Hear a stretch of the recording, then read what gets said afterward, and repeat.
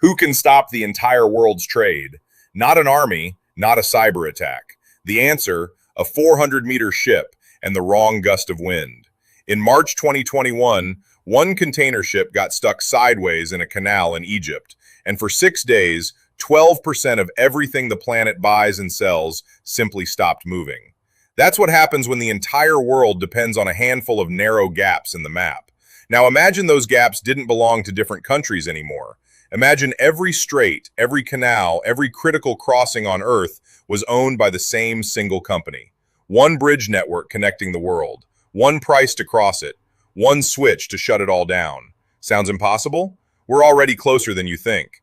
Global trade doesn't move in straight lines, it funnels. Ships, trucks, and pipelines are forced through a handful of narrow choke points. The Suez Canal, the Panama Canal, the Strait of Hormuz, the Bosphorus, the Strait of Malacca. Skip one of these, and a ship can spend weeks and burn millions of dollars sailing around an entire continent instead. These aren't just shortcuts. For most of global shipping, they're the only realistic option that exists. Now picture one company owning every single one of them. Not competing ports, not rival canals. One toll booth for the entire planet, and every ship on Earth has no choice but to pay whatever it asks. The first thing that changes is price. Today, if a canal charges too much, a shipping company can technically reroute. Expensive, slow, painful, but possible. There's still a pressure valve.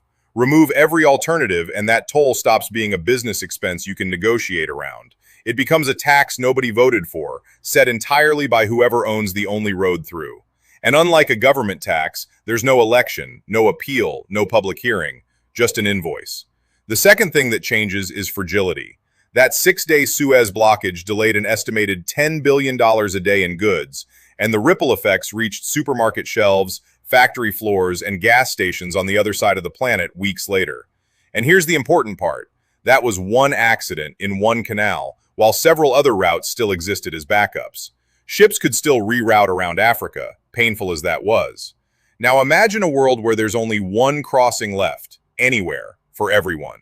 One grounded ship, one storm, one mechanical failure, one act of sabotage, and global trade doesn't slow down. It stops, completely, with no detour left to take.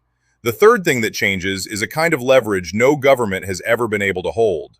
Whoever owns the only bridge decides who crosses, at what price, and who gets left waiting at the gate indefinitely. Right now, if two countries have a trade dispute, they reach for tariffs, sanctions, embargoes. Blunt, slow, politically visible tools that take time to implement and can be challenged, negotiated, reversed. In a one-bridge world, none of that machinery is even necessary anymore. You wouldn't need a formal sanction. You'd just need the toll gate to stay closed a little longer for one country's ships than another's, buried in a scheduling delay, a maintenance window, a paperwork backlog. No treaty broken, no law violated, just a queue that never quite moves. This isn't entirely a thought experiment either. The Strait of Hormuz alone carries roughly a fifth of the world's oil every single day, squeezed through a channel barely wide enough for two supertankers to pass safely side by side. Whoever controls passage through a choke point like that already holds more real-time leverage over the global economy than most governments do, without owning a single oil well. Now take that exact same logic and widen it to cover every strait, canal, and critical crossing on Earth, all owned by one company. At that point, you're not describing infrastructure anymore.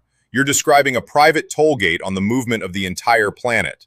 Food, fuel, medicine, electronics, everything that has to physically travel from where it's made to where it's needed. It's worth asking who would actually run something like this. Not a cartoon villain twirling a mustache over a map. The far more realistic picture is a company answering to shareholders and a quarterly earnings call, with no rival crossing left anywhere to discipline its pricing or its priorities. Every business responds to incentives, and a business with zero competition and infinite bargaining power has very little reason to keep prices low, keep passage fair, or prioritize a struggling country's grain shipment over a wealthier country's luxury imports. It's not malice. It's just what happens to any market once the last alternative disappears. There's also a quieter form of power baked into a scenario like this. Information. Every ship that crosses, every cargo manifest, every country's imports and exports flowing through the same single gatekeeper.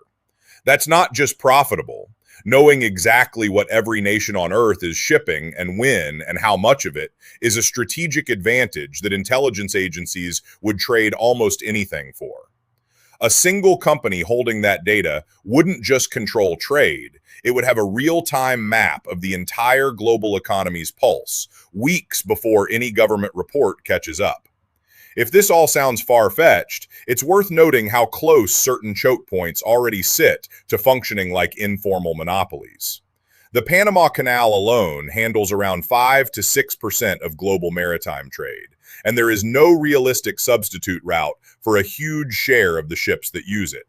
Going around South America instead adds weeks and enormous fuel costs.